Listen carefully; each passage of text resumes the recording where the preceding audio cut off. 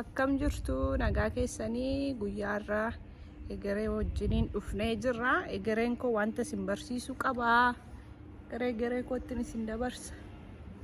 Akkam jirtu maqaan kee egeree guyyaa irraa nu barsiisaadha.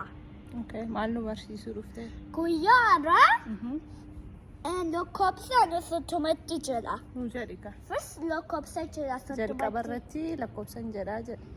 Tokko, lama, sadii, afur, shan, ja'a, torba, saddeet, sagal, kudhan.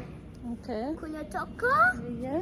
kudha lama, Asidika. kudha sadii, kudha afur, kudha shan, kudha ja'a, kudha torba, kudha saddeet, kudha sagal, digdama. Digdamii tokko, digdamii lama, digdamii sadii, digdamii afur, digdamii shan, digdamii ja'a, digdamii torba, digdamii saddeet, digdamii Sagal. sagal, hanga soddoma. Okay. Amma Arraa fi amma.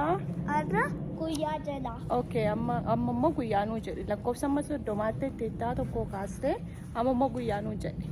Tokkoon tafinoola, Okay. lamani facaasaadha, Eeyyee. sadini roobiidha, Eeyyee. afurini kamisaadha, shanini jumaataadha, ja'ani saba duraadha, Eeyyee. torbani saba guddaadha. Oh, fayyaa ta'e egeree koo nagaatti tolaa jedhika. Nakkaatola. Okay, abbaan kee immoo eessa jira yeroo nuun kan Asii. hundumaa haasofnu. Kuna.